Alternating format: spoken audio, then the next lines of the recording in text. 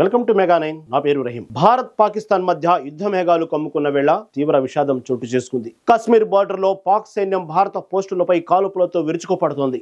ఈ ఎదురు కాల్పుల్లో బుల్లెట్ గాయాలతో యుద్ధరంగంలోనే రాష్ట్రానికి చెందిన జవాన్ మురళీ నాయక్ వీరమరణం పొందారు. సత్యసాయి జిల్లా గోరంట్ల మండలం కల్లితండాకు చెందిన మురళీ నాయక్ పార్థివ దేహం రేపు ఉదయం స్వగ్రామానికి రానుంది. సైనిక లాంఛనాలతో అతడి అంతిమ సంస్కారాలను నిర్వహించనున్నారు.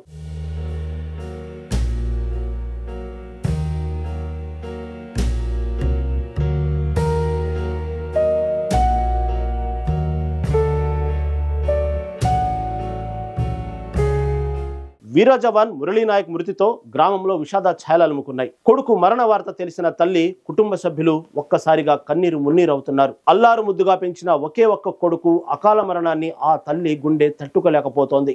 మళ్లీ తన కొడుకును చూడలేనంటూ ఇంటికి వచ్చిన బంధువులను పట్టుకుని విలపిస్తున్న దృశ్యం అందరినీ కలిసివేస్తోంది. తమ గ్రామం నుంచి దేశ రక్షణకు వెళ్లిన యువకుడు ఇలా విగత జీవిగా తిరిగి రావడం పట్ల కల్లితండా గ్రామస్తులు జీర్ణించుకోలేకపోతున్నారు.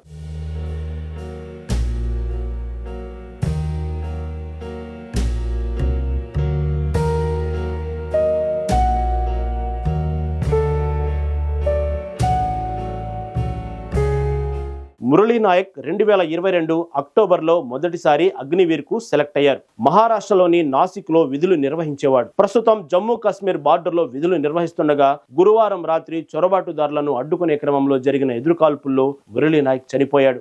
ఈ వీర జవాన్ పోతూ 5 చొరబాటుదారులను హతమార్చి తన వెంట తీసుకెళ్లారు. నాసిక్ లో ట్రైనింగ్ అయిన తర్వాత అస్సాంకి జాబ్ పోస్టింగ్ ఇచ్చారనమాట.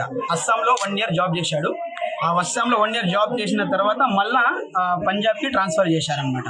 పంజాబ్లో జాబ్ చేస్తూ మొన్న అంటే 2 days బ్యాక్ జమ్మూ కాశ్మీర్ బార్డర్కి అక్కడ వెళ్ళాలి అని తను మాకు ఫోన్ చేసి చెప్పాడు. నిన్న కూడా మాతో బాగానే మాట్లాడాడు. తను ఒకటే, ఈ ఉద్యోగం వద్దురా అన్న కూడా తను ఒక్కటే మాట అన్నాడు, చస్తే నేను దేశం కోసం చేస్తాను, నేను చచ్చిపోయినప్పుడు నా బాడీ మీద భారతదేశపు జెండా కప్పాలి అని ఫస్ట్ నుంచే తను ఈ మాట వాళ్ళ అమ్మ నాన్నకు చెప్పాడు. మురళీ నాయక్ కుటుంబాన్ని రాష్ట్ర బీసీ సంక్షేమ శాఖ మంత్రి సవిత ఓదార్చారు. మంత్రి సవిత సొంత నిధులతో జవాన్ తల్లిదండ్రులకు 5 లక్షల చెక్కు అందజేశారు. శనివారం మధ్యాహ్నానికి జవాన్ మురళీ నాయక్ పార్థివ దేహం గ్రామానికి చేరుతుందన్నారు. ప్రభుత్వ లాంఛనాలతో అంత్యక్రియలు నిర్వహిస్తామన్నారు.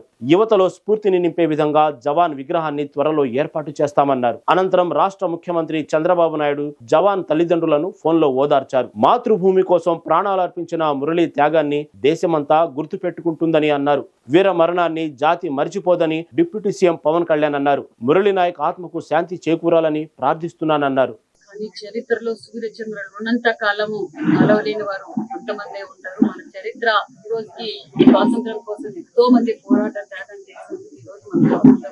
ఈ రోజు మన మురళీ నాయక్ కూడా ధర్మం కోసం, దేశం కోసం ప్రాణాలు వదిలిన వీర సైనికుడు అనే చెప్పాలి. ఎందుకంటే అది చిన్న వయసులోనే నేను ఒక్క రోజైనా సైనికునిగా ఉండి మరణించేదే తప్ప ఆర్మీకి పోకుండా ఉండనని తల్లిదండ్రులతో, గ్రామస్తులతో, అంటే అతనిలో ఉన్న దేశం మీద ఉన్న భక్తి ఏంటో ఆయన మరొకసారి కూడా చూపించారు. మరి నిజంగా మరి ఈ